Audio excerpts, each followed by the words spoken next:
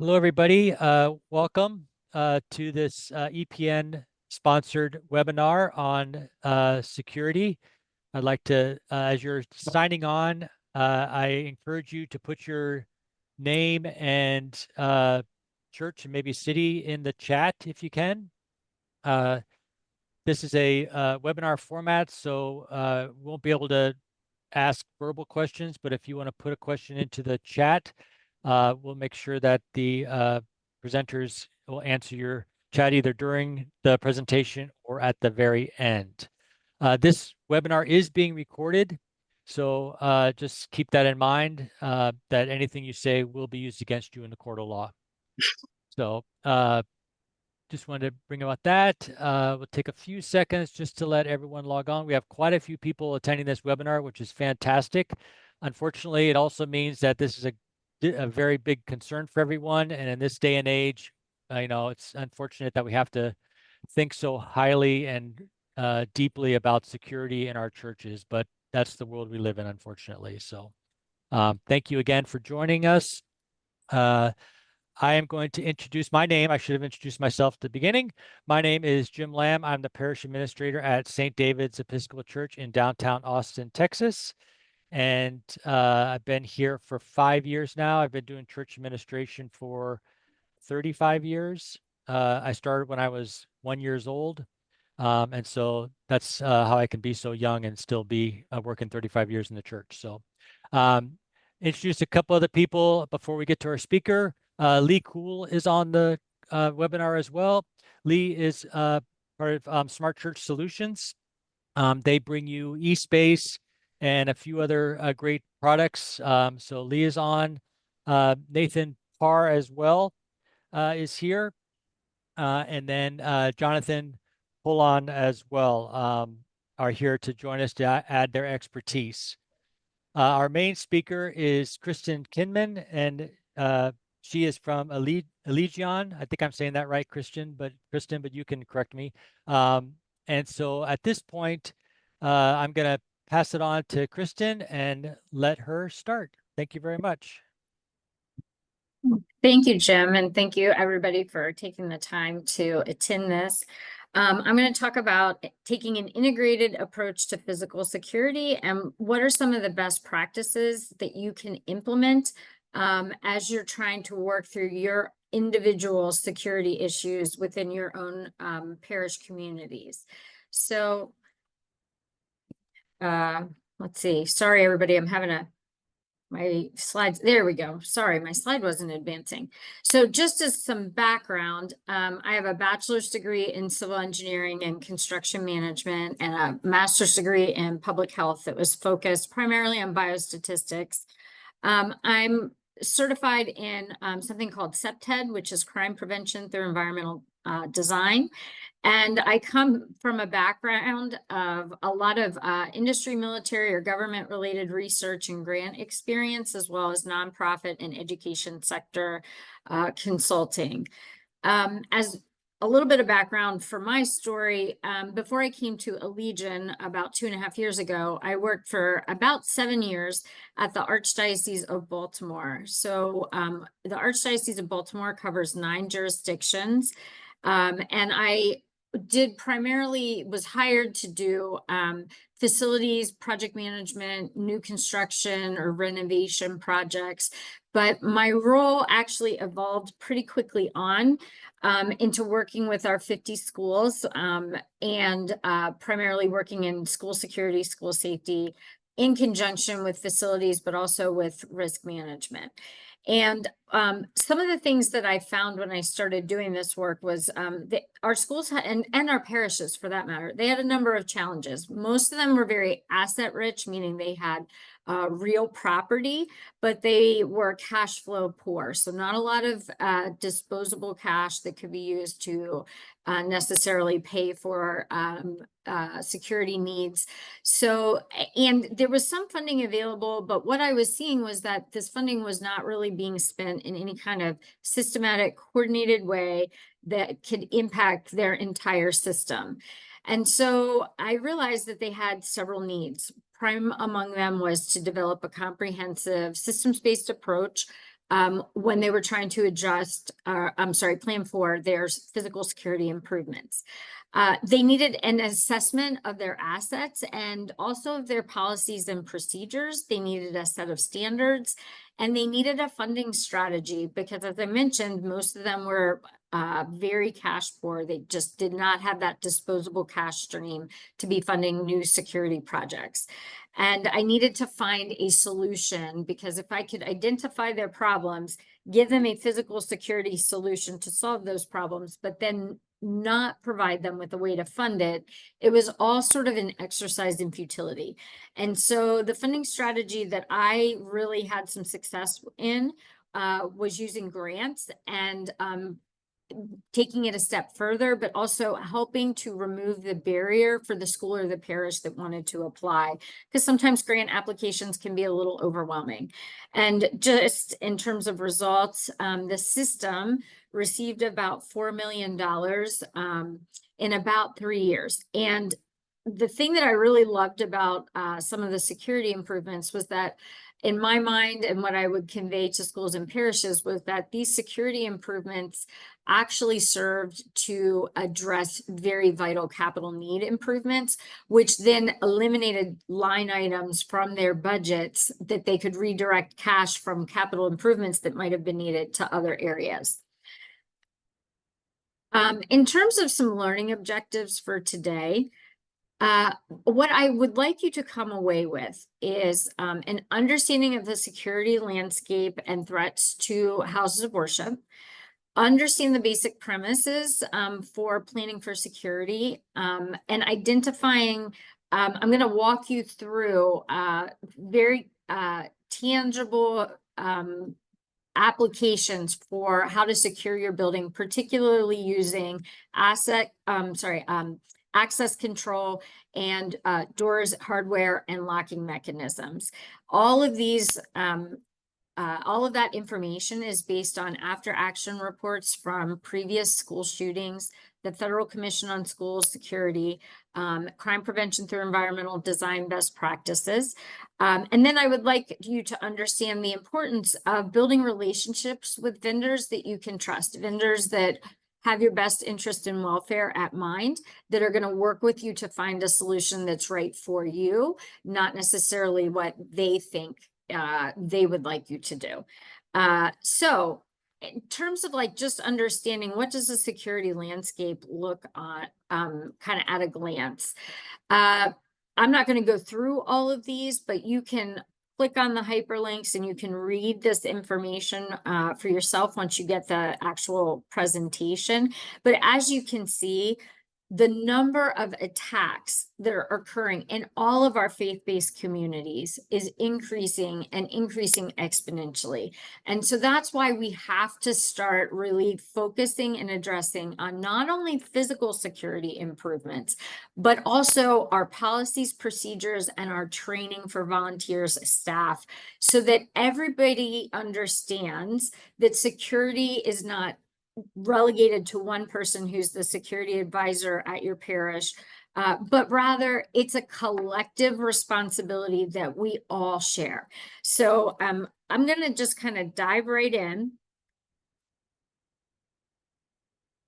Okay. I want to talk first about the difference between safety and security, because these words get tossed about like they mean the exact same thing, when in fact they don't. Most people think, it's like safety and security would be equivalent to Pepsi or Coke. It's just a dark cola, right? But actually, safety and security mean very different things, and understanding these differences helps us to plan more effectively.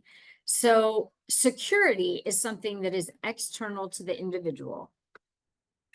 So if you look at this Venn diagram, you've got the one circle that's physical security, you've got policies, procedures, and training, and any kind of mental health, social and emotional learning, particularly if you're in a school environment. But I've seen a lot of parishes starting to increase first responder training for mental health crises among some of their parishioners, training them. So I think that this is actually very relevant, not just for a school, but for a parish as well.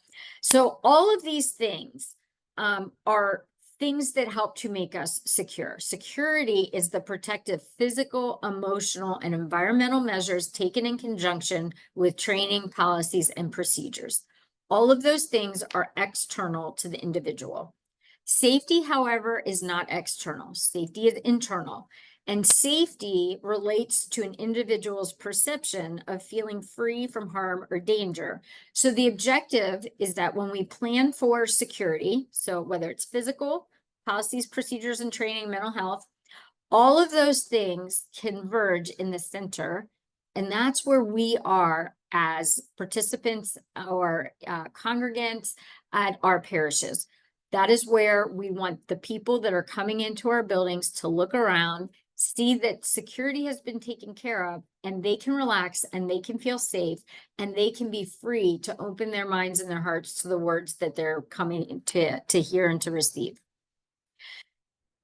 When we think about planning for security, it's best if we take this systems-based approach. So there are basically 3 buckets, if you will, to planning or taking this systems-based approach to physical security. So the first bucket is prevention.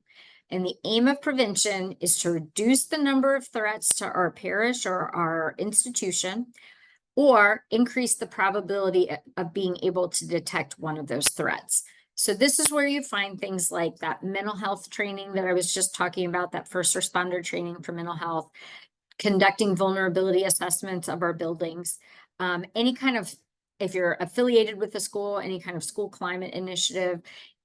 If you have a way for parishioners or students to be able to report a threat, if they're hearing things that maybe we're not aware of, but other people might hear, that they've got an anonymous way to make a tip to you so that you can investigate. And then there's the protection and mitigation bucket. And the goal here is to detect, delay, or deny incidents, or if an incident does exist, to limit its consequences. And so the majority of this talk is going to be focused on this protection and mitigation bucket. This is where you find your physical security improvements, your security policies and procedures, any kind of training and exercises that you might do. Like you may invite the Department of Homeland Security or your local first responders to come in and conduct, for example, a tabletop exercise. This is where you have your policies and procedures around conducting drills. Again, sometimes anonymous reporting and tip lines sort of fall into this bucket as well. There's a little bit of crossover. And then there's the response and recovery bucket. And I would say that prior to COVID, in the houses of worship sphere that I lived in, nobody was talking or thinking about the response and recovery bucket. The goal of response and recovery is to remedy consequences and resume normal operations as quickly, efficiently, and as cheaply as possible, right? So in this bucket, this is again where you might have some training and exercises. This is where your COOP plan, your continuity of operations plan, is so important. And this is where I think COVID really forced the houses of worship sector, as well as honestly, many sectors, to really take time and focus on what does that continuity of operations planning look like, and what is our pathway to resuming normal operations. So it's best if we talk about the elements of physical security. There are kind of some key points that I would like you to focus on. When you are planning for physical security, the best way to do this is to take an integrated approach. So an integrated approach means thinking of your parish or your school and thinking about all of the needs that you may have, and how can you make security improvements that are going to work together to give you an amplification of effect to maximize your return on your investment. So what I mean by this, and we'll talk about this later, is if I want to put a video system in place, I want security cameras, understanding that I'm going to get a huge amplification of effect if I tie that camera system into electronic access control, intrusion detection, fire alarm, possibly if you have an updated building automation system. All of that can be tied together to maximize your return on your investment and to make the system work for you. Thinking about physical security as beginning at the perimeter of your property and then working your way inwards to secure your property. This is going to be something we'll talk about in a little bit, but this is very counter to how many people think about security. And it's very understandable. The things that we are trying to protect are always going to be number one, life, followed by, particularly in a house of worship setting, we have a lot of very expensive articles at times, maybe gold chalices, vestments, artwork. So we want to protect those things, but what we also want to do is we want to create layers so that people never, someone that is intent on doing harm, that it makes it really difficult for them to ever get to our people, our property that we're trying to protect. And that takes us to this multiple layers of security measures before ever reaching the interior of your school or your parish. We will talk in depth about that. And then again, physical improvements provide you with the most benefit when it's integrated with other parts in the system. So let's talk about the 4 Ds of physical security, because if you can remember these 4 Ds, you're going to be able to plan for physical security improvements much more efficiently and effectively. So the 4 Ds of physical security are deter, detect, delay, deny. And we're going to talk about each one individually, and I'm going to give you some examples. So deterrent measures are measures that prevent an attack or a threat from occurring. So these are visual deterrents that communicate legitimate use and users. This is where you want people to understand this is public space, this is semi-public space versus this is private space. So examples of deterrent measures are things like fencing around your perimeter of your property, maybe vehicular gates, lighting, landscaping. One that is often overlooked, but it is super inexpensive and highly effective, is signage. If you have signage directing people to specific pathways, to specific entrances, to specific parts of your building, that allows you to streamline where people are. And then if you see people off the beaten path per se, you should be raising an alarm and you should be approaching that person potentially or evaluating that for the threat that it might be. If you pair signage with local ordinances, for example, that say something like, this is private property. If you do not have a right to be here, you will be recorded under this statute or this code that is in our local law, and this is what we would prosecute you under. That is a little extreme, I understand, for a house of worship environment per se, but if you have very restricted areas you don't want people in, that can be a very effective deterrent. Having cameras, churches are not so much necessarily going to have sensors, but they should have sensors in their openings, things that detect things like door position. Is your latch bolt engaged? This picture that I've included, I think, is just such a great example of security done well, where you don't even realize when you're in this area that there are a lot of elements that are working together. Again, that amplification of effect to make this area safe. So this is actually Covington, Kentucky, if anybody's from Covington or Cincinnati, Ohio. Behind me is the bank to the Ohio River. And this is a park across the street. And you can see this picture was obviously taken at night. You can see it's very well lit. The lighting actually is very complimentary. There are signs that actually talk about use and users. You can see the fencing to denotate that this is kind of a secured area, or not so much secured, but it's a defined area is what I should say. And then surrounding this park is actually residences, and you can see that there are windows that are lit up. So there's lots of ways that if somebody wanted to plan an attack on an individual in this park, it would be very, very difficult.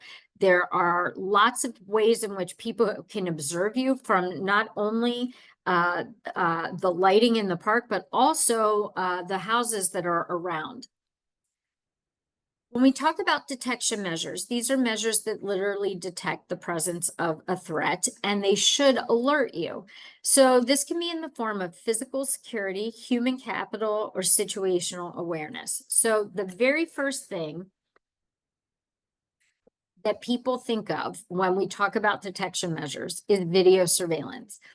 I'm going to talk about that in a second because there are some real caveats that you should be aware of. It can be your intrusion detection system. Very crucial in this is your staff training, your volunteer training, your congregant training, training them to look around, be aware of your environment, be aware of your surroundings. If something doesn't look right, to be able to go to the person that is the on-site person in charge that day of security to say, hey, I'm noticing this. I thought you should be aware of it. And then the person that they're reporting it to should have additional training to be able to know what to do. This sometimes can be in the form of having the presence of physical security individuals on site. So I worked with a couple of parishes that were really large, and they had several thousand people cycling through their facility on Sundays. So for the entire duration that they were open, they actually had off-duty Baltimore County Police Department or police officers that were there, and their job was to literally be scanning, looking for things. They had a checklist that they would go through of activities that they needed to do while they were there to keep everybody safe, right? When we talk about video monitoring, though, a couple things that you should be aware of. One, that is most often a passive form of surveillance. It's not usually in this environment actively monitored. If you are actively monitoring it, people need to be trained appropriately. And this is where I see a lot of locations really fall down. So the best example that I can give you of this, when I was at the Archdiocese of Baltimore, we built this brand new school in a community neighborhood where there were a lot of social, environmental, racial issues in this neighborhood. It was a very intentional location that was chosen because we wanted to be a source of light for that community. However, the pragmatic thing that also was going on was that we needed to have 24/7 security at that school because it was not in a great part of Baltimore. So what the school did was they had, I think, 56 cameras around their property. And at the entrance, when you walked in, there was a paid security guard with a bank of monitors around him, where he was supposed to be monitoring the 56 cameras. The problem that I had with this is that no human can monitor effectively 56 cameras. Human factors performance design tells us that the most one person can effectively monitor at a time is 6 to 8 cameras. So too many cameras.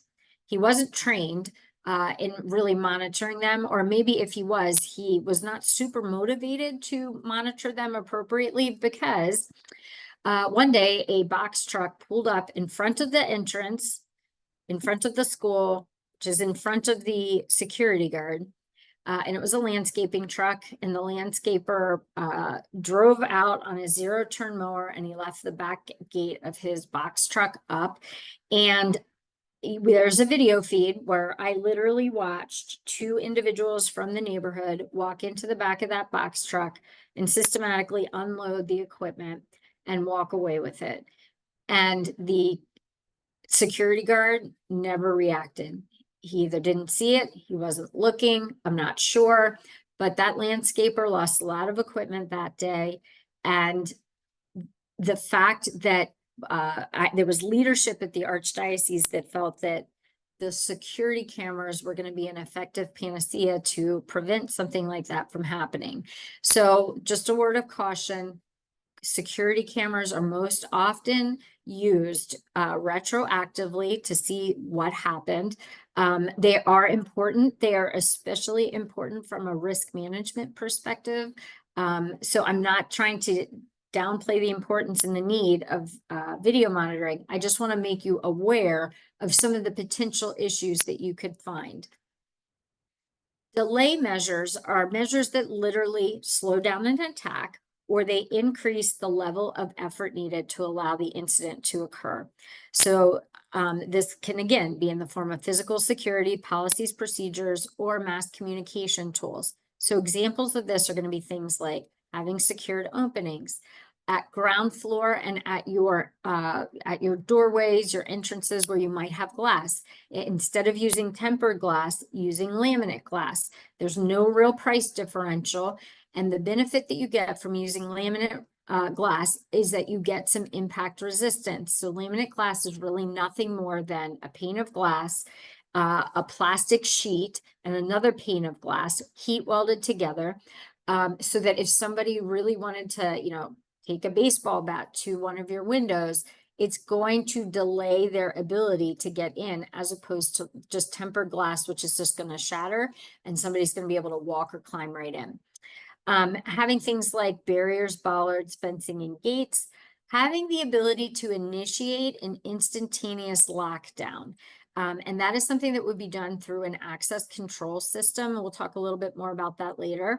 But in addition to having an access control system that you can lock down instantaneously, very important to this element is compliance.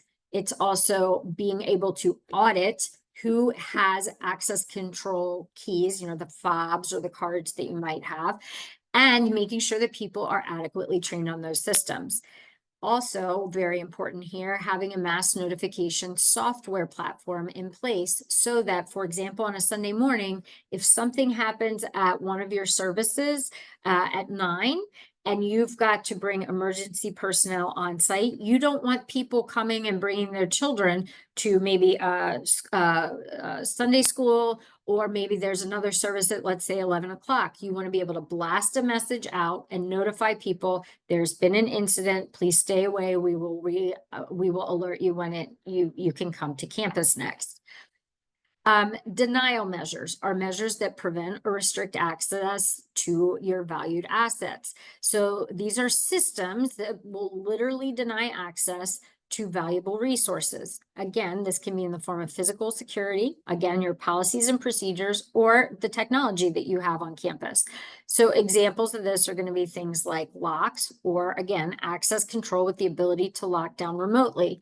And if you look over here at this picture, you will see this is someone swiping a credential that is not programmed into the access control system at this location. And you can see the red light indicates access is denied.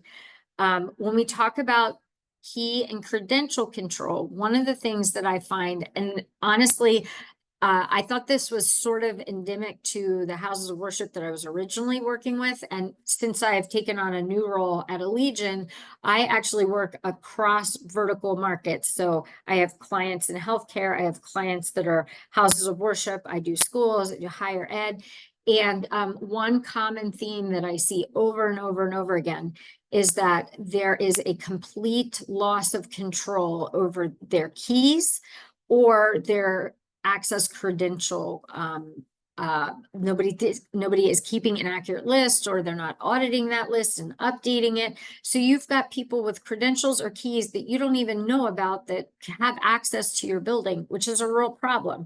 So this is where having policies on use and users, and when, for example, a credential would be deactivated, or if someone has a key and it is for example, a master key, and they lose it, that would initiate a rekey at your facility, because at that point, your facility is no longer secure.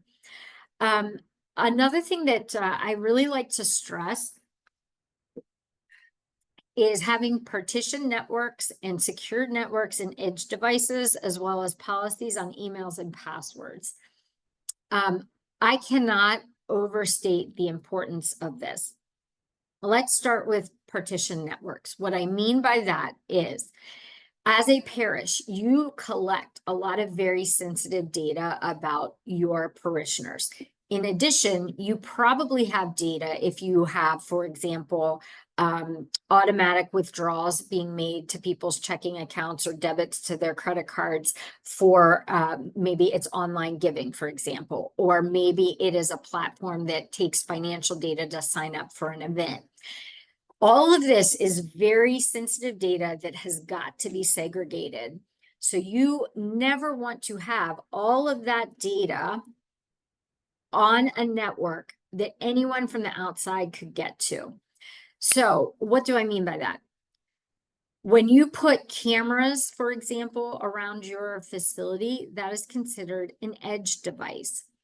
Edge devices, if they are not maintained properly, meaning the updates, the firmware, the software updates, they're not getting done on a regular basis, that is a security hazard, and people can burrow through those edge devices to get to your network. So you don't want your edge devices to be on the same network that your financial data, that your parishioner data, that your sacramental data is on. They need to be partitioned. So edge devices and any physical security thing that is operating off of internet, Wi-Fi, anything like that needs to be on a separate secured network away from all of your sensitive data. Let's talk about policies on emails and making people change their passwords, like maybe once a quarter or once every 6 months. Why this is so important. I live in Maryland, and a couple of years ago, the Colonial Pipeline was shut down. So that funneled gas from, I believe it was New Jersey down to Louisiana. And hackers got into that pipeline and they shut down the flow of gas and cut off that supply for basically the eastern seaboard of the United States. Huge problem. A lot of cost to remedy that that breach. That breach was made possible by the fact that an employee had left. The Colonial Pipeline people had not deactivated and shut down that person's email, and the hackers were able to gain access to that information through that email that was no longer being used. So that is why I say, have policies on your emails, have policies on your passwords, deactivate email accounts when you have, for example, a staff person or a volunteer that's no longer working in their capacity, shut those down. It's a little thing that has huge consequences. Okay, now I'm going to talk a little bit about, I mentioned before, the layered approach to implementing physical security. So we're going to talk, yes. Real quick, just a quick question in the chat. Gail asked, do you have some free examples of email password policies you can share? I don't per se, but it doesn't have to be anything super complex. It could just be that you train your office staff that if you have a volunteer or you have a staff member, whoever's dealing with like your HR, for example, at your parish, that they know as part of their what would you call it? Like the exit interview process, if you have anything like that, when an employee is leaving, that there's a checklist of things that they do.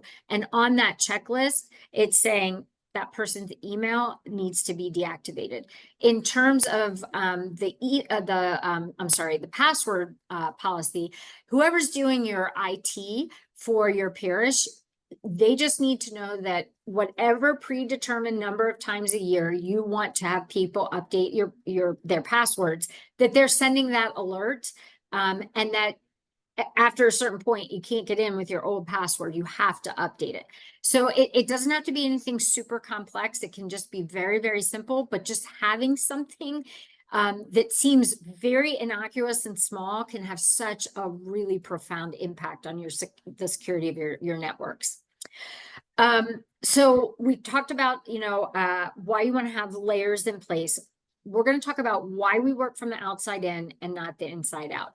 And I would say that every time I would go in and work with a principal or a pastor, they always wanted to start at the inside, which makes total sense from the perspective of my students or my parishioners are the most important, valuable thing that I need to protect, and that falls on me to be responsible for that. Of course, you want to start where those people are located.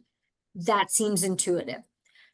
However, it's actually not the best strategy. So the best strategy is to create layers or zones along your property and your building and your interior spaces. So if you think about your property, you're going to have what I call 4 layers. There's the ground perimeter layer, the parking lot layer, the building perimeter, and the building interior. So each of these layers have different objectives and different things that they're trying to do. So let's start at the perimeter of your property. So let's just say that you're a parish that is located kind of on a busy street. So there's the street, there might be a sidewalk, and then your property begins. So the street and the sidewalk are public spaces. Anybody can be there any time of day because it's the public domain. Once you step off that sidewalk though, and onto your property where the grounds might be, or your parking lots might be, or maybe it's a school and you have athletic fields and playgrounds, all of that is semi-public space. They might have a reason to be there. They might not have a reason to be there. You want to be able to determine on your ground layer, this parking lot layer, are these legitimate users doing things that are defined as a legitimate use, versus going to your building and the interior of your building, which is what I would deem private space. You have to have a reason for being there. So at the ground perimeter layer, your objective is to be able to effectively communicate and demarcate where does the public space end and where does your private space begin. At this layer, deterrence is your primary objective. So having fencing and vehicular gates, for example, in place is a great application. Fencing very clearly delineates this is where you can be and this is where you can't be. Having signage on that fencing is even more of a deterrent measure because you're calling out who are the legitimate users and what are the legitimate uses of that space, and how will someone be prosecuted if they violate that. So deterrence at this layer, at your perimeter, is your primary objective. You can also have video cameras. There are many different things that you can put to define your space that will communicate deterrence, that will communicate legitimate use, legitimate users. At that parking lot layer, or sometimes it's called the grounds layer. So this is the ground surrounding your parish or your school or whatever facility that you have. At this layer, what you're trying to do is really identify. Remember I said like it's semi-public. You might have a use for being there or a reason for being there. You might not. You want to be able to identify who are those legitimate users and who are those that are there that shouldn't be there. So detection is your primary objective. So any of those detection measures that we talked about are appropriate at this layer. When we get to the perimeter of your building, this is the building perimeter. What you want to do here is prevent illicit users intent on harm from gaining access. So delaying and denying access at this layer is paramount. And finally, when you get to the building interior layer, this is where you're trying to protect your most valuable assets. Your most valuable assets are always going to be people, property, and data. Denial measures are your primary, denying access is your primary objective, and putting denial measures in place is what you want to do at these layers. The goal being that no one ever gets to that interior of your building without giving you time to lock the building down, call 911, and get the deployment of emergency services started for you. So let's talk about the interplay of roles. So I talked about like, how do you identify those vendors that are going to be good partners for you? So it takes basically, when you are planning for physical security, a goods like manufacturer, supplier, installer, and an integrator working together to provide you, the end user, with the best solution and the best experience. So this is really designed for talking about if you want to put access control, you want to improve your physical locking mechanisms, you want to do video control, cameras, you want to do intrusion detection. Managing these relationships and building a robust team to give you the best advice, it's how you get to the end result that you're looking for. So like I work for Legion. I could never sell anything to any of you because that's not how we go to market. We only sell through third-party distributors or wholesalers, but we work very closely with people that you can buy through. So people like Smart Church Solutions and Brevo, where John Poland is.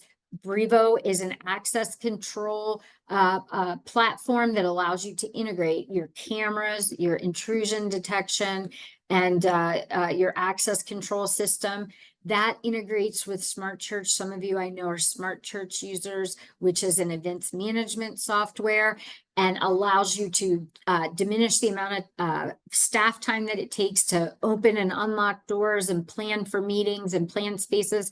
So these are partners that care very, very deeply. Their business model is built around taking care of people in that house of worship space, meeting their needs and finding them the best solution possible. And when all of these different roles are present, it gives the end user a solution that is robust, that has been carefully thought through, and that's going to address the challenges that you are trying to address. And hopefully by the end of whatever project you're doing, you as the end user, you trust the end result and you trust the team that put it together. And you now have partners that are invested in your community that have a reason to work with you. Let's talk about how we can integrate best practices using an evidence-based approach. Hey, Kristen, I have another question. I don't know if this might be a good point, at Yep. least, or incorporate it. It's we had somebody say how to address the concerns of volunteers, for example, greeters, ushers, many of whom are seniors, who see their sole job as welcoming parishioners and visitors and are thus resistant to see themselves as being responsible for any aspect of security, even taking basic awareness training. The response is, we didn't sign up for that and we're not cops. Clearly, there is a lot of space between those two poles, but there seems to be a strong concern about seeming less welcoming. And I do hear this from other people, volunteers especially, like I'm happy to greet people, but I'm not going to be the guardian. Absolutely. I mean, I think that universally across all faith communities, everybody has that initial reaction and response. Or a lot of people, particularly older people who, grew up in the church at the heyday, the 1950s, 1960s, when our church communities were really the fabric and the backbone of our communities. I would say it's education, education, education, and just awareness, right? And so I know that there's a lot of resistance. The Department of Homeland Security, the Cybersecurity Infrastructure Security Agency, they have protective security advisors across the country. They are wonderful resources to houses of worship. They put out a ton of guidance documents that is all free access. You have access to your protective security advisor to come in. If you can get your greeters and your ushers and your volunteers to just not necessarily, you can say, like, I'm not expecting you to be the police. I just want to give you tools to arm you so that if you see something that it looks a little strange or looks a little odd, you know how to respond. Because the last thing that we want are for an event to occur and there to be on the street 10 different people that were like, yeah, I saw that guy and he looked odd to me, and but I didn't know what to do, so I didn't do anything. That's the worst position to be in. So it's not about policing your communities. It's about educating your communities. And I have QR codes embedded in this that you can scan that will link you to CISA. to their guidance documents, to their resource documents, and to their protective security advisors that you can get in touch with for wherever you are in the country. When I was at the Archdiocese, the 3 protective security advisors that were attached to areas that the Archdiocese had under their domain, they became literally some of my best friends and resources. We did assessment after assessment in collaboration and in conjunction with the on-site personnel. It was very collegial. We provided education. And when people were initially very resistant to us coming in, I never had a situation where I left and I was like, man, they're not going to do anything. They hate us. They were all actually very much like, I never thought about that. Thank you for helping us. What can we do next? Can you come back? Can you provide training? So I think there's a lot of space between those 2 poles, as the person that wrote that question indicated, but we need to be able to at least start to bridge that gap. And so I think this leads us into like, where do you start, right? And I always say, start at the beginning. And that seems intuitive, but again, most people, when I would walk into a school or a parish, they were at the end. They already had a solution in mind that they wanted to implement. And when I would query them, what I would really find was that someone had sold them on a system, a solution for a problem that they hadn't even necessarily identified or understood very well. So what I always say is assess before you address, meaning what is the problem you're trying to solve? Who are the people that this is going to affect? How is this going to work into the fabric of my community? And when you don't assess before you address, what that leads you to are poor decisions, solutions that do not work, or solutions that are in conflict with other areas of your physical security system. So the first thing that I always say is you need to identify and value the assets that you're trying to protect. We're going to talk about each of these steps, but that's step 1. The second is you need to be able to identify your threats and identify your vulnerabilities. Again, 2 words that people use interchangeably. They don't mean the same thing. Threats are external, vulnerabilities are internal. Then you need to understand what is the impact of loss, because there's going to be some risk that you inherently are going to have to carry, because you can never address everything. What you're trying to do is understand all of your risks so that you can address what you can address. You can get insurance to cover you for other things, and some of it you're just going to have to assume. But you need to understand what your risk is. Risk is the intersection of threats and vulnerabilities, and that's why you need to make a list of what are your threats and what are your vulnerabilities. And then you need to do this analysis prioritization, because as you go through this process, you're going to identify a lot of things that need to be addressed, a lot of things that are going to be very expensive. And there are going to be a lot of things that are actually very little cost, very high yield. And you need to be able to create what I call your security hierarchy of needs, your prioritization list. And then and only then should you be talking about what mitigation measures that you want to put in place. Most people want to start with that mitigation measure without understanding the problem and reverse engineer that cycle, and it never works. The other reason to take this interdisciplinary approach is because what you want to avoid are siloed systems, or siloed solutions rather, any form of duplication of efforts, and having the security improvement only impact one element of your parish life instead of the entire system. So the very first thing that you need to do is this asset identification and valuation. So you need to define and understanding what your primary business functions and processes are. Identify what are your site and building infrastructure systems. These are going to be things like life safety systems, your mechanical systems, your IT network, and any kind of secure or restricted areas. And then you need to identify what are your tangible and your intangible assets. So these are going to be things like people, data, one-of-a-kind assets. This could be like art, could be your chalices, your vestments, and finally, reputation, right? Because reputation is huge in our in this sector.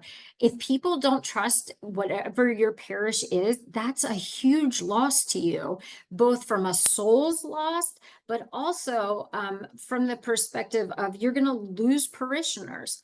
So from all of that, after you've done that identification, you need to do evaluation. So what injuries or deaths could be related to infrastructure damage?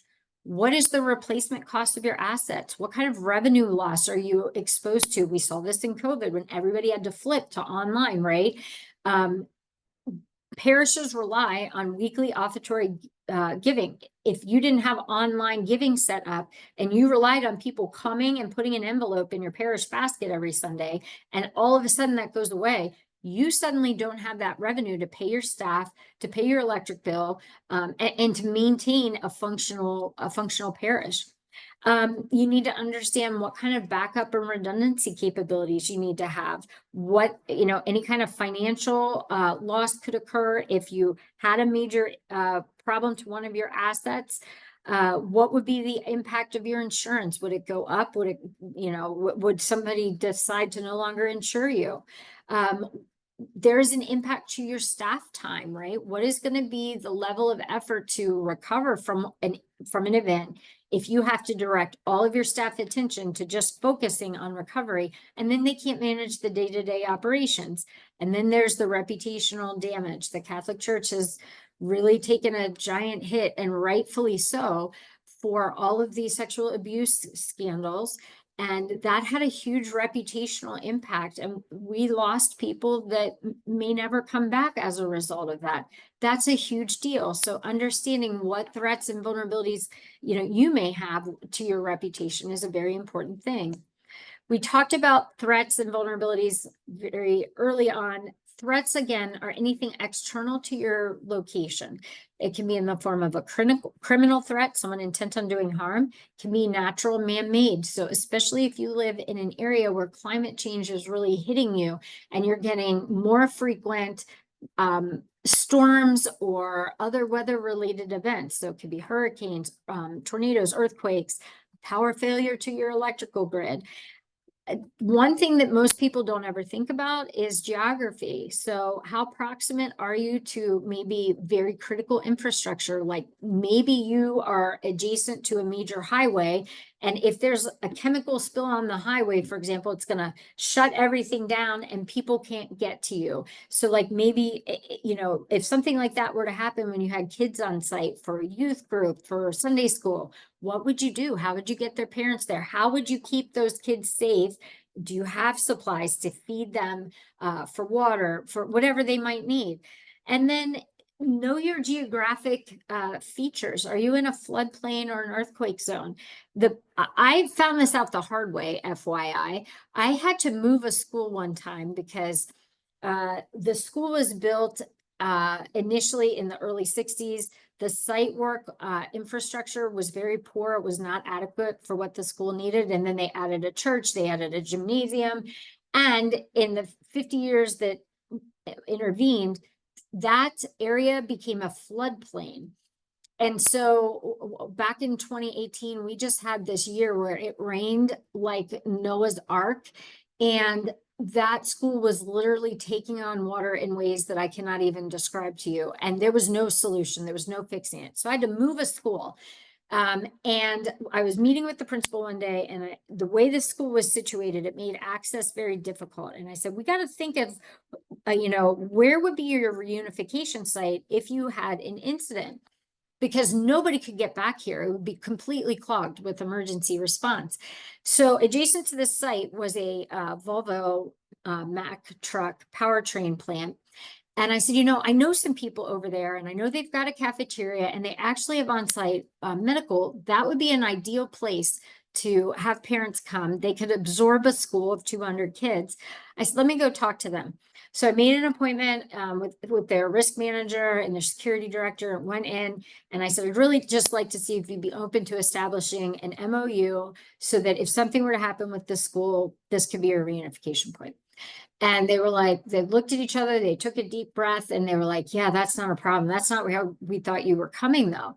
And I was like, oh, okay, well, why did you think I was coming? And they said, well, we thought you were coming to discuss the high-risk dam that adjoins your property that our models show would put you under 13 feet of water if it breached. And I was like, is there a river that I don't know about? Like, what are we talking about? I've never seen a dam. And sure enough, when the site was laid out, it was like a 300-acre, 200-acre site, and all of their stormwater flowed to the back of their property adjacent to ours. And sure enough, there was an earthen dam that was built in the 50s. And they knew that the dam was subject and was vulnerable. And they've been trying for several years to get Maryland Department of the Environment to release them to make the improvements. So I was like, wow, that's kind of a big deal.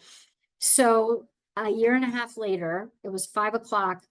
We had the remnants of a hurricane coming through, and my phone flashed, and I saw it was the safety director. And I answered, and I said, did the dam breach? And he said, not yet, but it's getting ready to. You need to get everybody out of the building right now. So that was a great lesson to me. And I share that with you because that was something I learned the hard way. You need to have provisions in place. Vulnerabilities, again, are something that are internal. So this can be in the form of systems. It could be aging infrastructure, not having adequate redundancies or backups. You could have ease of access to critical infrastructure at your facility. In terms of physical security of vulnerability, it could be inadequate physical security measures, maybe having outdated or non-functional equipment, not having a good understanding about what your physical security capacity is. When we talk about, I cannot emphasize this enough, people, policies, and procedures, making sure your people are trained, making sure they're complying with your policies and procedures, and making sure that your policies and procedures are being updated and looked at least annually, if not biannually. Then from there, you need to be able to identify loss, quantify your loss rather, and assess your risk. Okay, this is a very simple way of doing this. This little matrix I've put together, there's actually some complex mathematical formulas. None of us really need that for a house of worship, right? What you need to understand is what's the impact of a loss and what's the probability of it occurring. And each of these things are graded on a scale of 1 to 5, 1 being negligible, 5 being catastrophic, 1 being rare, 5 being almost certain. Everybody wants to immediately think of that active shooter situation, but I want to give you an example of why that is not your highest risk.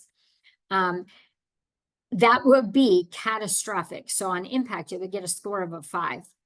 But in terms of it being likely to happen, the probability of it happening, it is very, very unlikely.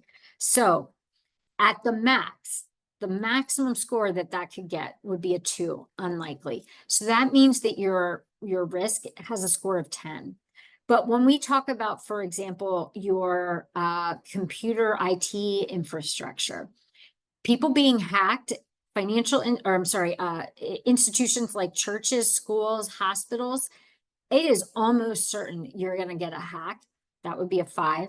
And the impact would be significant to catastrophic, which means your score is anywhere between 20 to 25. So if you're focusing all of your efforts and attention on that active shooter situation, it's unlikely, and you're not addressing the things that are most likely to happen that could still have a very significant impact on your business operations, that's a problem. So take the time to identify, all the different scenarios, give it that mathematical score so you can see it on paper and you can begin to rank it in terms of prioritization. Create your plan. I'm not going to go through this, but this is just a roadmap of steps and milestones that you can use and who should be involved in the decision-making process and what the outcome should be. And this helps you move through that cycle of assess before you address all the way through mitigation measures and actual contracting and implementation.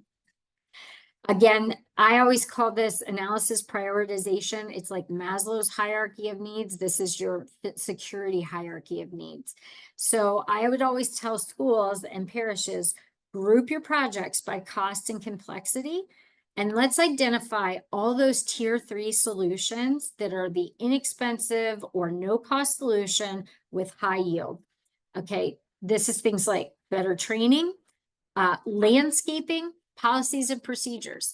Landscaping is a really simple thing. If your property looks overgrown and you've got bushes that are in front of your windows, obstructing your views, things like that, that's a problem. You can, just by cutting things back, making it look like people are tending to it, it's being cared for, that goes a long way in communicating that the property is cared for. There are eyes on what's going on, and if somebody sees something, they're going to do something. Again, that policies and procedures element, so important. Tier 2 projects are your larger projects with capital expenditures, but they're lower tech in solution. These are things like door and hardware replacement, window replacement, lighting upgrades. And then tier 1 are your highest cost, most technical solution that require coordination of multiple systems. So this would be things like creating a platform for your access control, your intrusion detection, your security cameras, all to work together. That is a tier 1 project. It's technical in nature, it's high in cost, it's going to give you a lot of bang for your buck. But if you don't have the money to do that immediately, work up the pyramid, you still will do a lot. Kristen, you have 30 minutes. I have how much? 30. Oh, 30. Okay, I thought you said 3 and No. Thank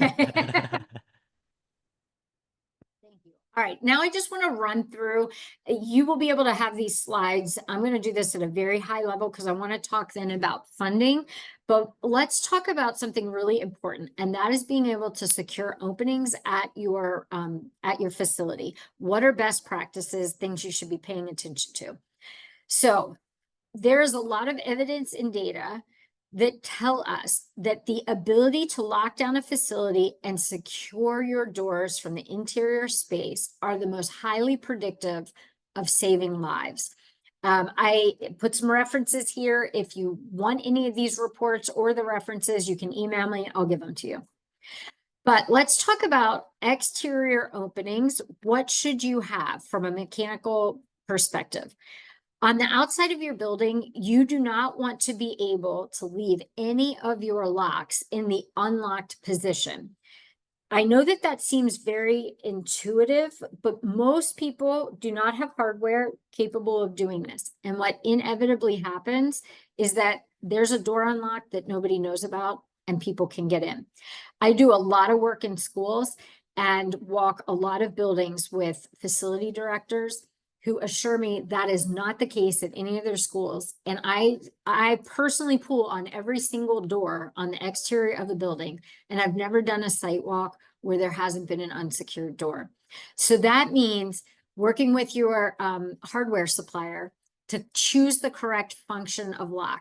And so for, depending on the application, what you just want to say is, I don't want to be able to dog down like an exit device so that I can pull the door, it's push pull from the exterior of the building. I don't want a lock set that I can leave unlocked accidentally. I want the door to lock behind me once I retract the key and shut the door. Use rigid handles or pulls on the exterior of your door. Wherever possible, convert your pairs of doors to something called rim by mullion. So what I mean by that is, if you look at this picture of the double doors, you see these rods. These are called vertical rods. A lot of locations have them. Most of the time, you'll also have a bottom rod. Vertical rods are very hard to maintain. They're easily bent, and it's hard to get them to then securely latch and lock for you.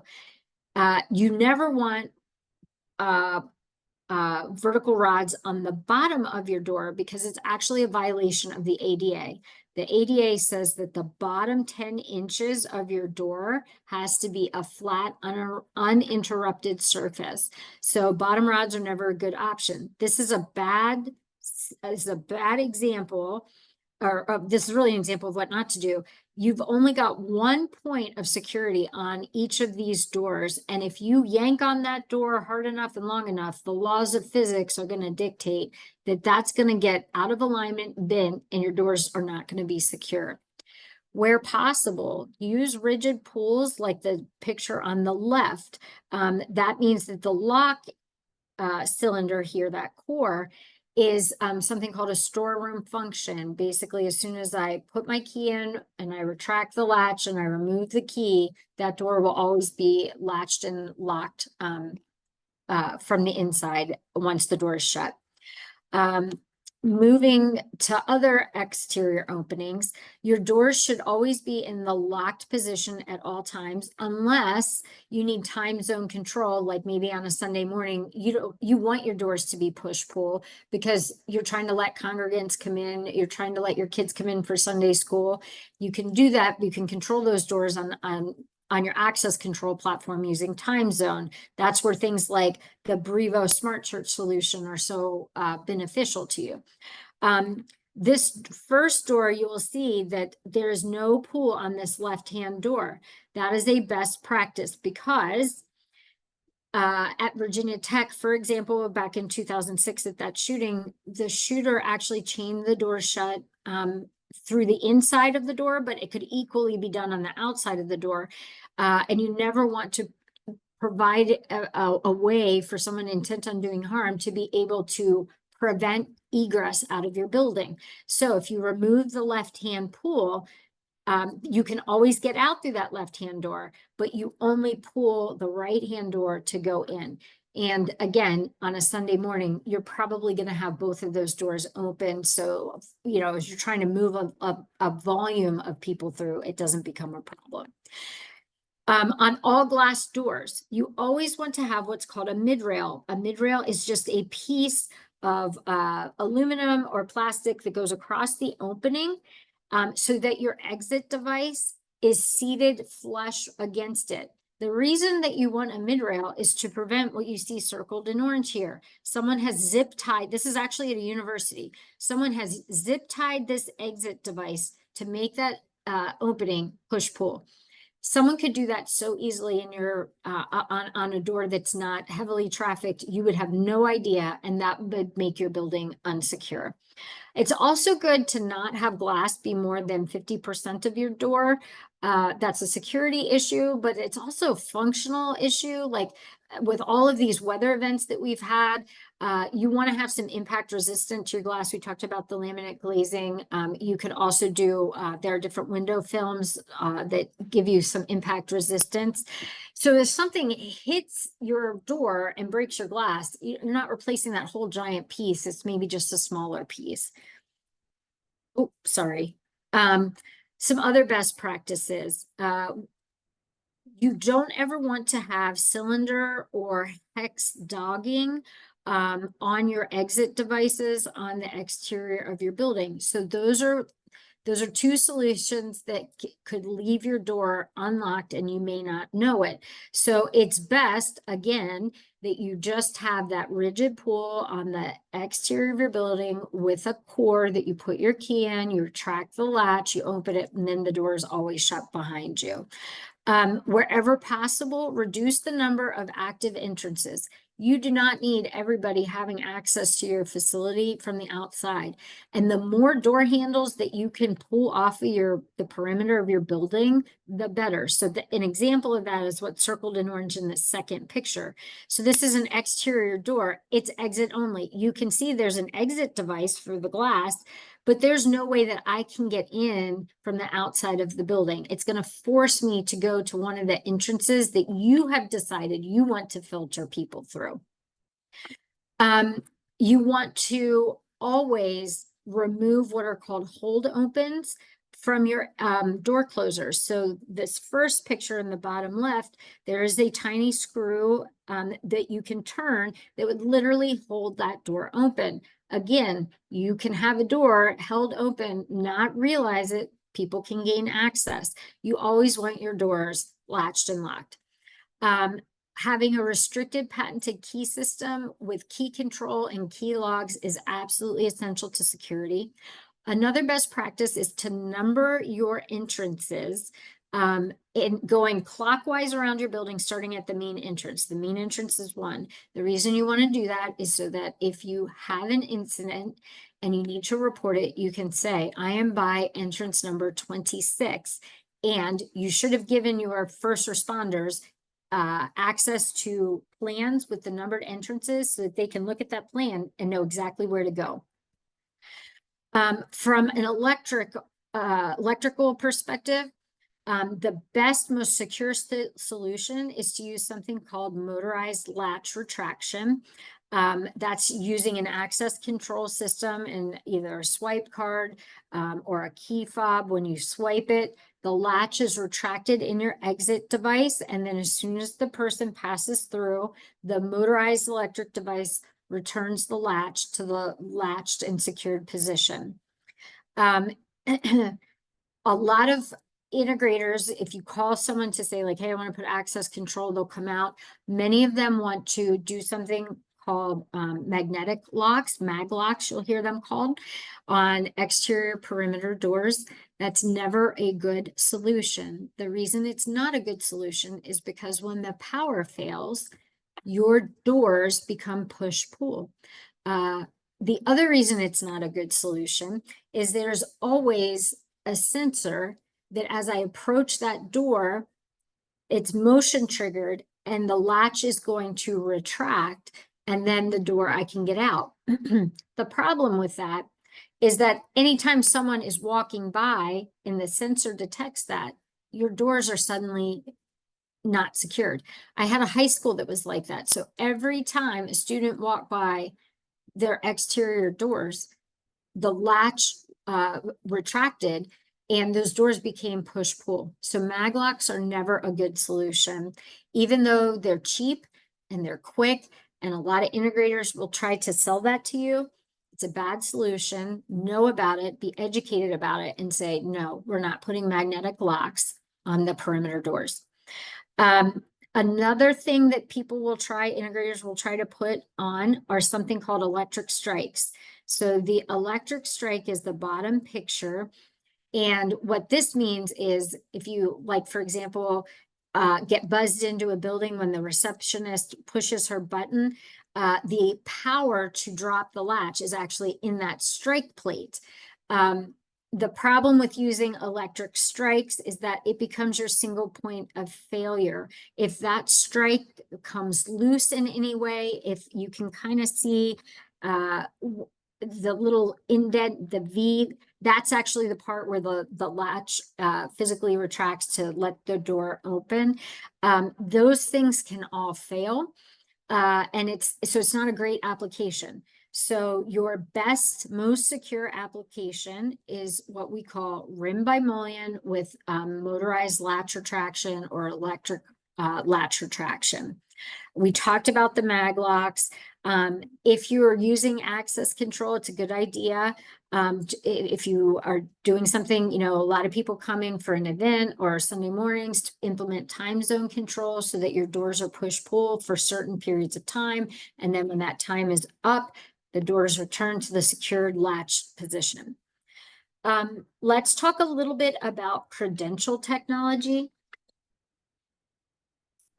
Excuse me, because this is something that I found that parishes and schools were not educated on. And so many of them were very proud that they had access control on their building and they had key fobs. But what they didn't understand, because they didn't have the knowledge and they didn't know the right questions to ask, they were sold a system with a set of credentials and readers where the credentials could be duplicated with a $50 duplicator bought off of Amazon, or there are actual kiosks where you can go and you can duplicate your credential. And and obviously you can see where the security vulnerability would be in that, right? So that kind of technology that is easily duplicated, those are called standard proximity low frequency credentials. They operate at a really, really low frequency. It's 125 kilohertz. It's not great, easily duplicated. A better solution is to upgrade to what's called a smart credential. It operates at a much higher frequency. That technology has not yet been breached. So it's still a very secure application. Your most secure application is to put a custom encryption key on your reader and your credential that is specific to your facility, so that no one without that custom encryption key can actually access your facility with a credential. If you already maybe have standard prox technology and you're listening to me, and maybe you've got mag stripe technology or the prox technology, and you're thinking, I didn't know about this, and now we're going to need to upgrade to it. You don't have to do it all at once. There are what are called multi-tech readers that allow you to transition your credentials from that lower standard prox or maybe mag stripe solution up to that smart credential with the custom encryption key to help you break the cost over several years. In terms of best practices for interior openings, one of the things that you want to be able to do is segment and compartmentalize your building. You can do that through the use of what are called cross-corridor doors, which are in picture 1. It is best to put access control in these areas, so that, like, if you've got kids that are in Sunday school, for example, you want to be able to keep everybody out of your education wing until those doors should be opened up, and only people with a credential can get back there. If hold opens are required, which is the orange circle in the second picture, those are magnetic hold opens, where maybe you want to have those areas secured in an emergency, but any other time you want those doors to be open, that's fine. You can just put a relay in your fire alarm panel. And if you've got a lockdown situation or a fire alarm, those doors are going to shut and they're going to become secured. It's also good to secure entrances to office space. If you don't have access control, what you do want is a mechanical lock with a visual status indicator, so that anybody in the room knows that the door is secure or not secure. So here's an example of locks that are that give you a status indicator from the inside of the room. That is very important. You don't want the status indicator on the outside of the door, because if someone was intent on doing harm, you don't want to give away your security and let them see this door is secure, this door is not secure. So the secure side always has that status indicator. From an assembly space, so this is actually a picture taken in an actual church, where they did put in access control, and they wanted to be able to secure their sanctuary space in an emergency. So their exit devices are now equipped with monitoring and a solution that if someone were to initiate a lockdown, the doors would close, and those doors become, you can always exit out, but from the outside in, the doors are locked. It's called a remote undogging, remote monitoring kit. These, you want to be able again, to initiate a centralized lockdown.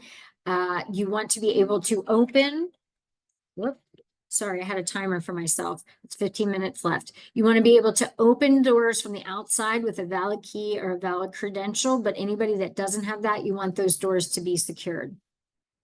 Okay, so we've identified the problem. Now what do we do? So you want to always build your team. Here are some tips for success. Include as many stakeholders as possible.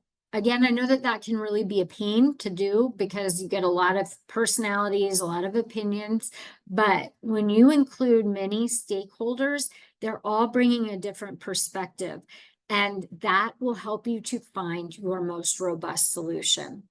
It is important, though, if you do include many stakeholders, to define their role and understand who is your ultimate decision maker, and also to understand what layers of permission and authority do you need to go through to make a physical security implement a physical security project, or to redo or update your physical security policies and procedures.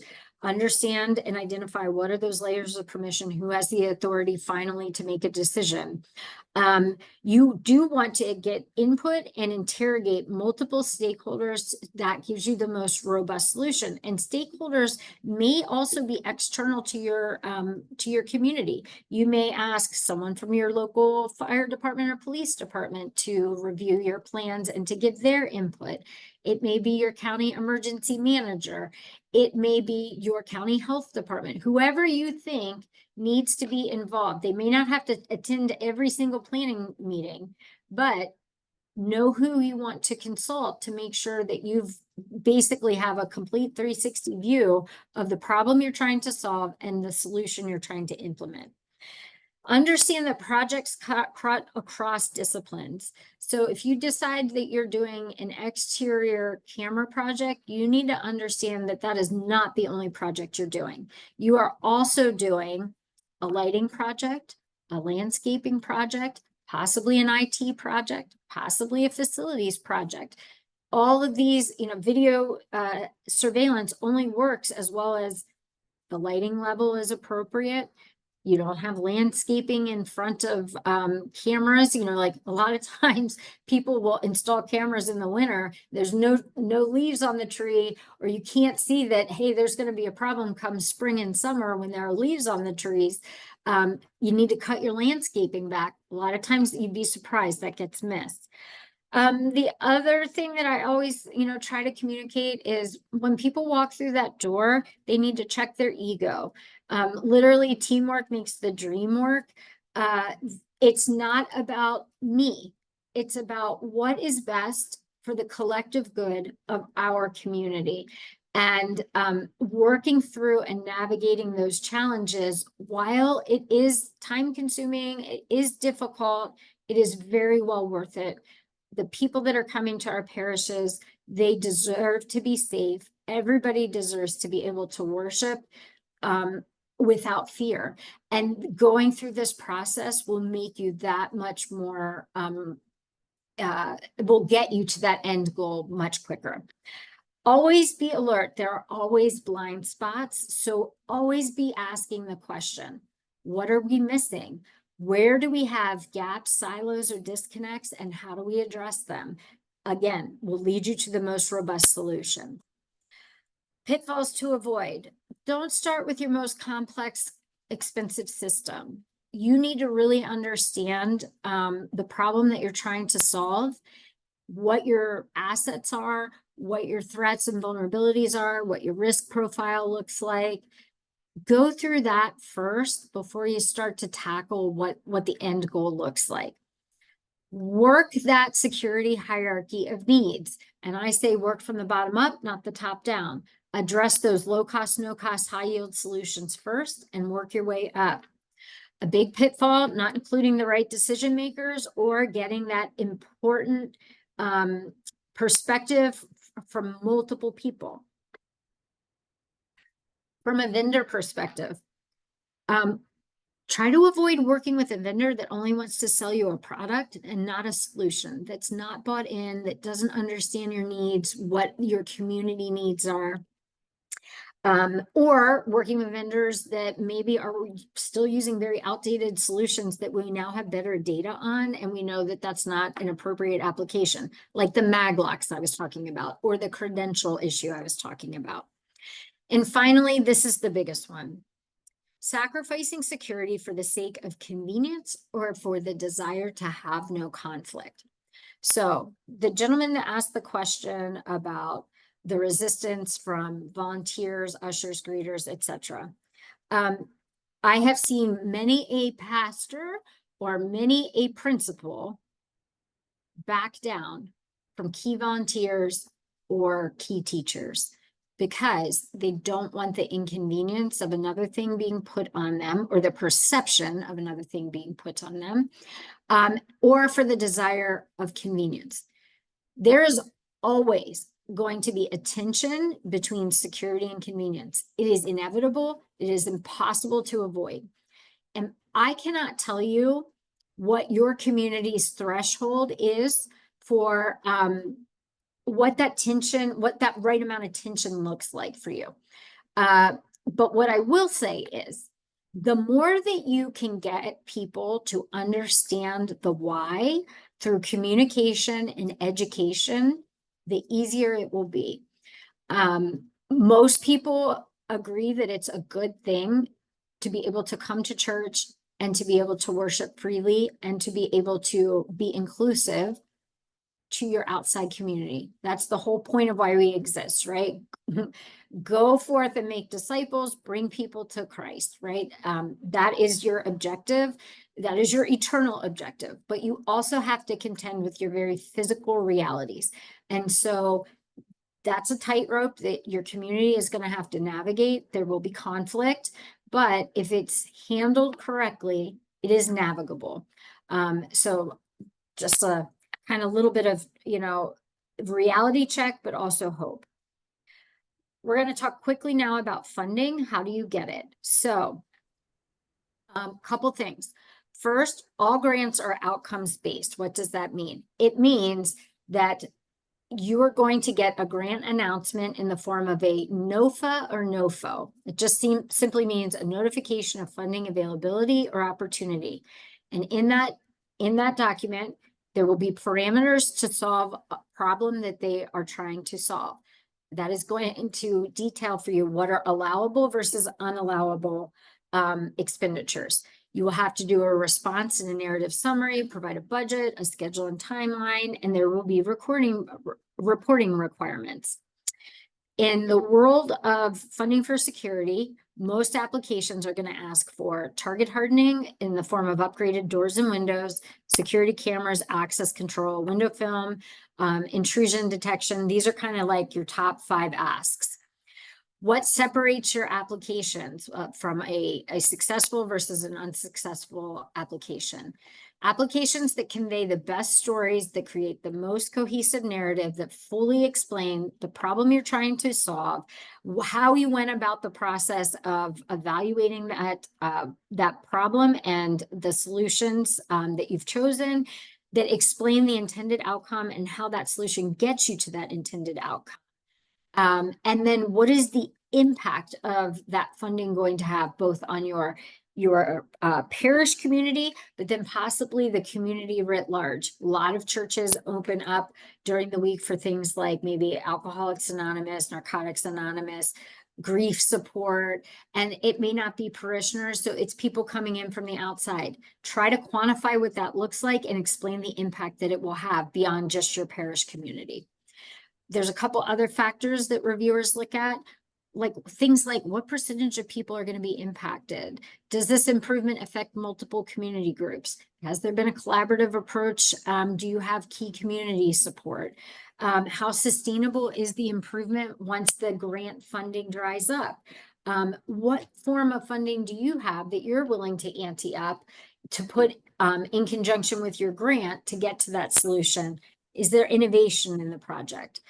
Try to use numbers to quantify things as best as possible. I'm not going to go through this. This is just a quick list of like simple examples of how you can use numbers to help quantify things for reviewers.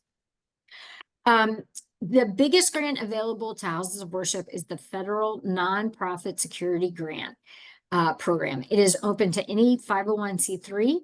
Every site is eligible for $150,000 up to 3 sites, meaning if you have 3 buildings on your campus and you get a vulnerability assessment for each building, you can put in 3 applications for $150,000 each. This is a grant that comes through FEMA and the Department of Homeland Security.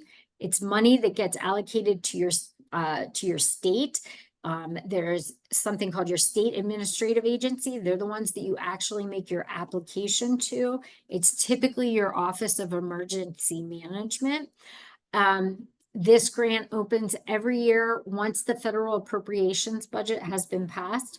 Within 60 days, there will be a notification of funding availability sent to the states. The states will send that out to their nonprofits across the state, and that is when you're eligible to apply. Many states have programs that are state levels that mirror the federal nonprofit security grant program. A few are California, New York, Pennsylvania, and Maryland. The maximum award varies by whatever the state has put together. The applications very commonly follow and line up well with the federal grant program. And sometimes there are grants at the local level. Can be community development block grants, local government. It could be private foundations, things like that.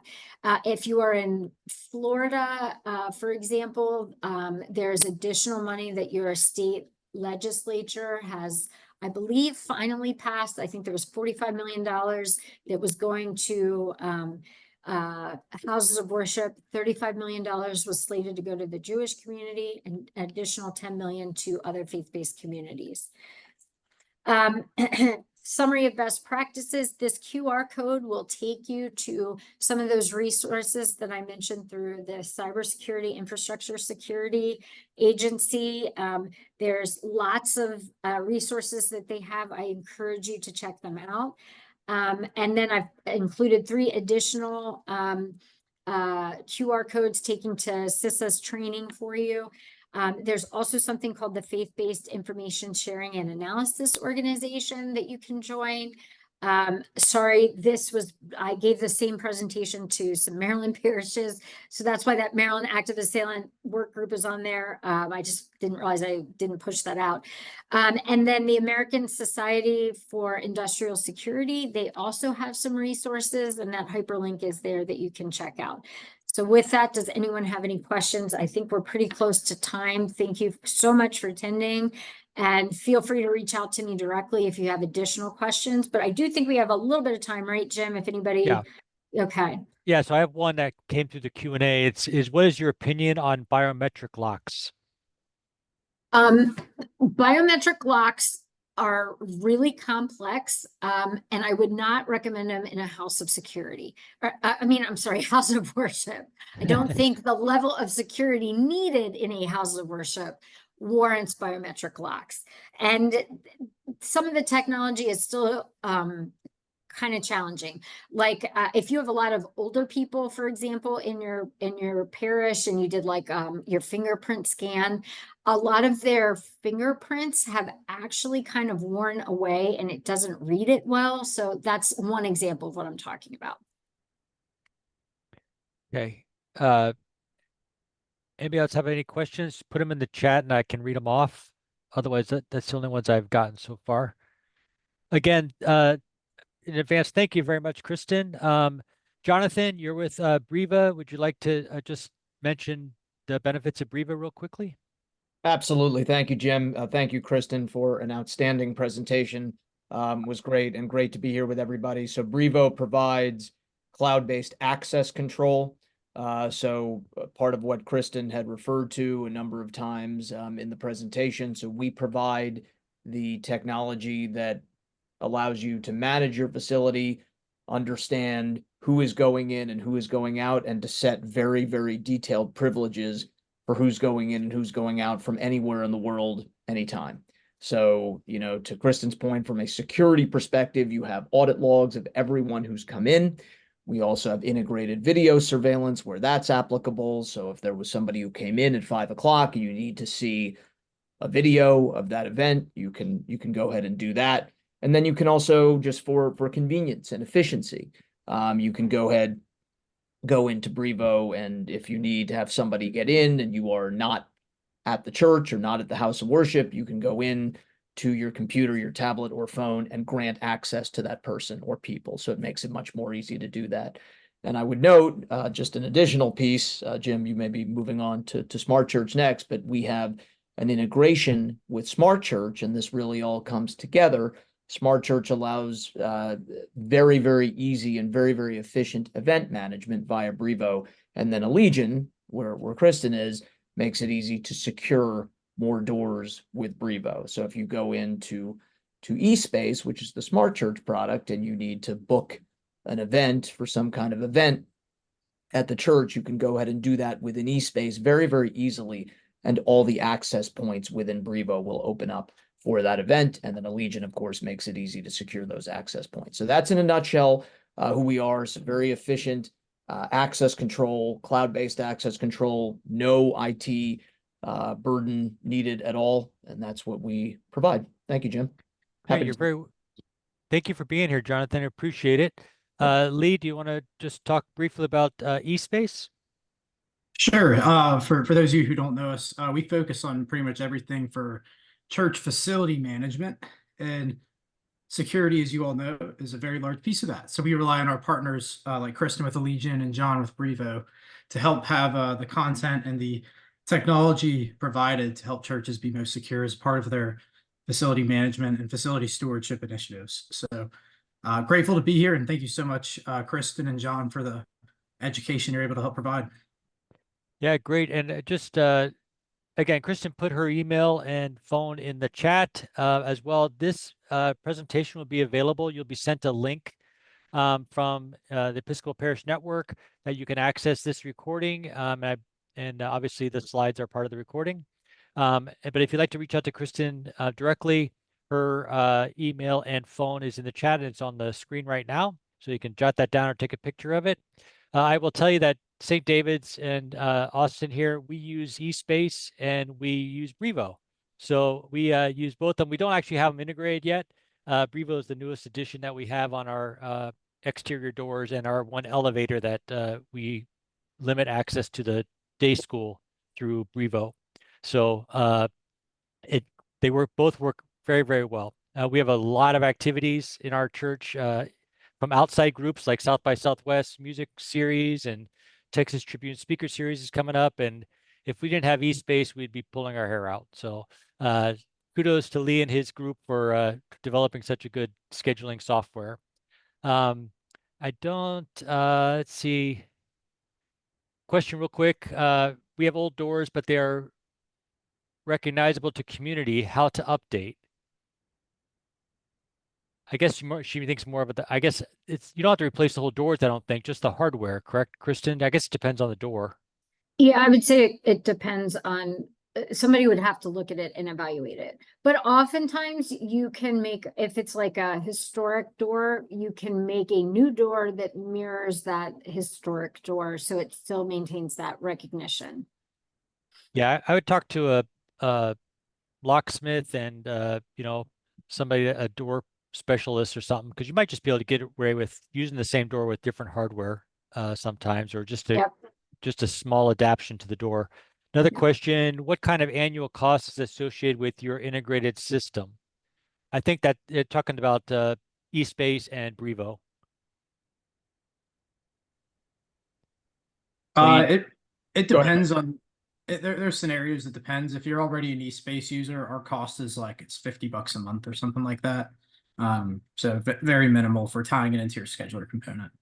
But again, if you have Brevo, if you don't have Brevo, those costs would obviously be, you need to inquire with Brevo. And then from the Brevo side, it varies as well. It would be a per month or per year cost for the service per access point that you have deployed. But there's more to it than that. Happy to follow up on that for whoever needs. Sure. And I will say, Brevo's system is like Jonathan said, it's all online. So is eSpace. So like when we first installed it, I was in HEB, which is a local grocery store, and our facilities director kept emailing me and said, this person needs access to this, because we hadn't set it all up yet. We had just installed it. So I was sitting there at HEB shopping and putting everybody in who needed to be in. So it's very, very easy. Another question is, any suggestions about identifying reputable locksmiths or door security experts? So I'll take that one. If you email me directly, I can put you in touch with your local Allegiant rep, and that person can come out, find out what your needs are, help you to evaluate and make recommendations for what you should have. And then they can make a recommendation to a door and hardware, contract hardware distributor, or a locksmith, or an integrator, depending on whatever's needed. Very good. Lee, were you responding to the next question, recommended trainings for ushers and greeters? I was chiming in. Perhaps Kristen and John have another answer.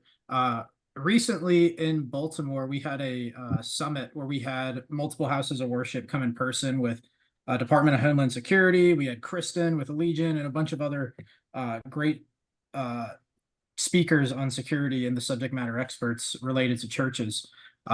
We recorded it. It's awesome. It's like 3 to 4 hours of video content in that link. Check it out. It's totally free, but that's a great continued ed for some of those folks. And it had Kristen's presentation as well on layers and things like that. Really well done.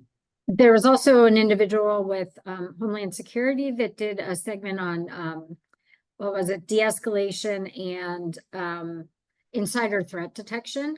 So that's a really good video. It's about 30 minutes long to watch. And then there was a panel discussion on funding, and there was a business manager at a church, someone that is very familiar with the legislative aspect of the funding, and then someone from FEMA that talked about the actual nonprofit security grant program, very in depth and in detail. So those are two that would be great. And also just keep in mind with ushers and greeters, we're not asking them to be the police. And I think that somebody, I think Marty put in the chat about the power of hello. That's all we're asking really them to do, is say hello to people, make eye contact.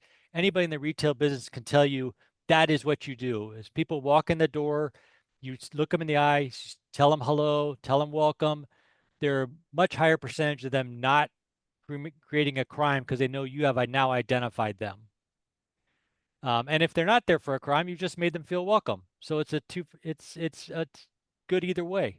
So yeah, that's just my 2 cents. Well, I think we're gonna wrap this up. Thank you so much, Kristen, for your great presentation. I really appreciate it. And Jonathan and Lee and Nathan for participating as well, listening in. Oh, here's another topic. Of course, I was just going to quit. This is actually a good one. Not the rest of them weren't. Another topic not broached here is the whole issue of armed security personnel. That is a whole nother topic of who you have and where they should be. Christy, you want to just take a quick minute to answer that one? Yeah, so when I talked about the 4 Ds of physical security, sometimes you'll see the 5 Ds of physical security, and I never include it. The 5th D is defend, and that's where this topic comes in. I'm not super qualified to speak on it, but what I will say is a couple things. I don't have any problems. In fact, I encourage people to use, like if you've got a lot of people coming to your campus, to use off-duty law enforcement. Your risk managers in your diocese may have very specific policies around having armed security on your campus that is not sworn law enforcement. So, and it has implications for your insurance premiums as well. So before you do anything like that, I would encourage you to speak very clear, have a very clear conversation with your insurance carrier, your risk manager for your diocese. And if you are going to allow something like that on your campus, you do need to understand that as much as it could be an asset, it could also be a liability. So that's where really having training, compliance, policies, and procedures becomes extraordinarily important. Yeah, Nathan, you wanted to chime in on this as well?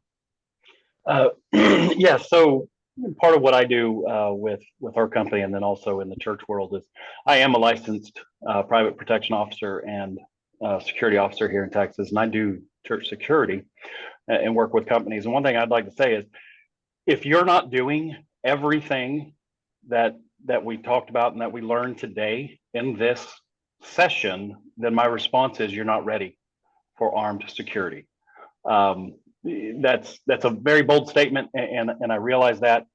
And the reality is deterrence and detection and those things that we talked about in those other rings are most effective against the people who are intentionally trying out to harm you And if the person and the individual is not right, is suffering from some sort of mental episode in anything, it really deterrence isn't going to help them because they're not thinking straight anyway. So I would just encourage you to ask yourselves, are you doing everything else before you consider that? Because it's more than just having armed security. It's a whole other discussion. As Kristen says, probably not, and Jim is it's a whole other topic. But the reality is it's more than just carrying.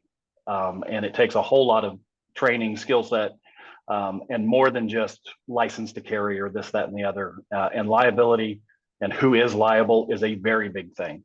And if you're not prepared for that, and to have those discussions, you're probably not. And quite frankly, if you can't confirm that all your doors are locked, start there, because anybody can be trained to do a walkthrough and pull on a door. And that doesn't take a whole lot of risk, and it's very simple to do. Make sure your lighting is well, make sure your building is well maintained. That's something we also do with Smart Church is have software that helps you maintain your facility, which is a big deal, as Kristen can attest with SEPTED, is are you maintaining the exterior? Does it look like you actually care about your building?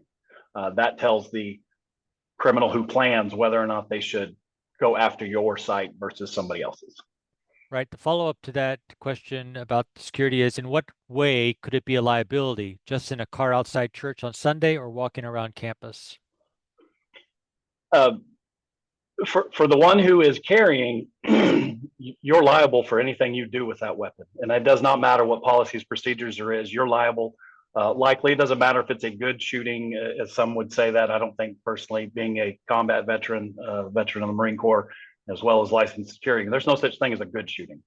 So it doesn't matter what you think. If you felt it's justified, are you prepared for that individual to be arrested, to have their life uprooted, for them to lose their jobs, to do that role that you thought they would? Is your insurance going to handle it when the person who is injured sues you? And they will likely sue you, or someone who is not involved in the incident is hit by a ricochet or a round that goes astray. Those are just some of the major big examples. And quite frankly, I've had to carry while I performed work as a operations director in a church, with a daycare and with a private school on campus.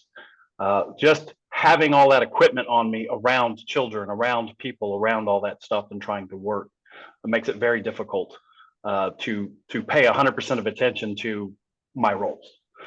So the liability, it's very much a monetary liability, it's an emotional liability, and it's a personal liability. You're not asking someone to carry a gun, you're asking someone to aggressively pursue and kill somebody if the need arises. And if you're not prepared to have the discussion in that manner, that's where the liability starts. Right.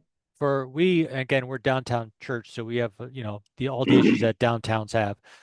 We have unarmed security on Sunday mornings and on Wednesday nights when we have our major classes and it gets dark in the wintertime. So, and we also have unarmed during the week. We're doing a pilot thing with two other entities, our parking garage and our Trinity Center, which is a resource center for the homeless, unarmed, walking around. Just the presence of a security guard, even unarmed, is a big deterrent.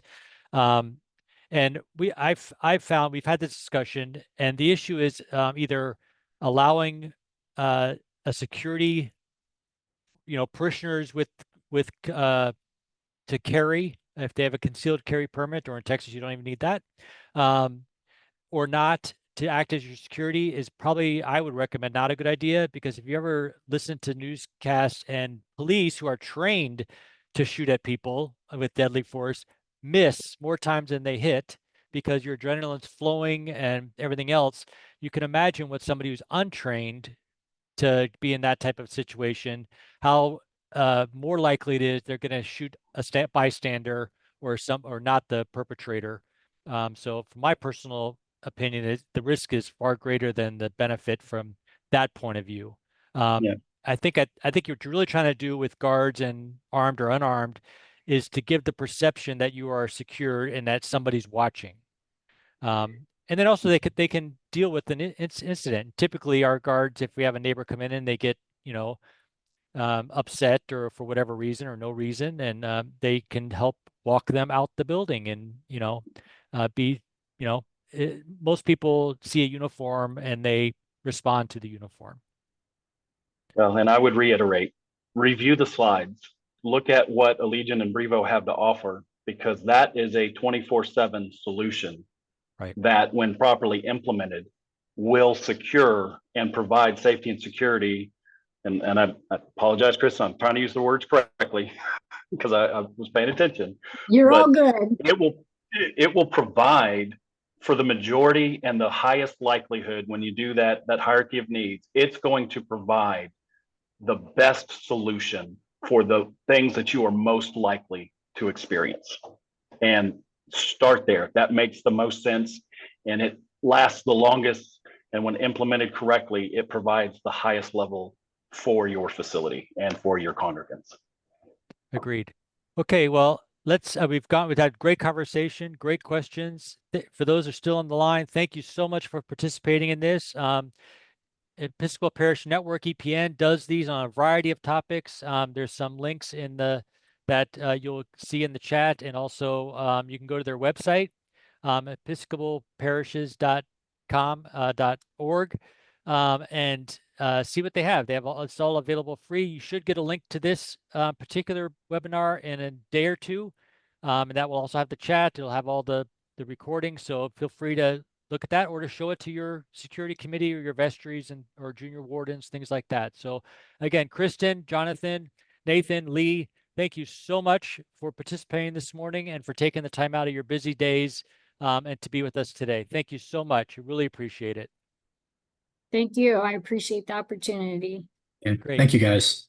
Thank you. Thank you.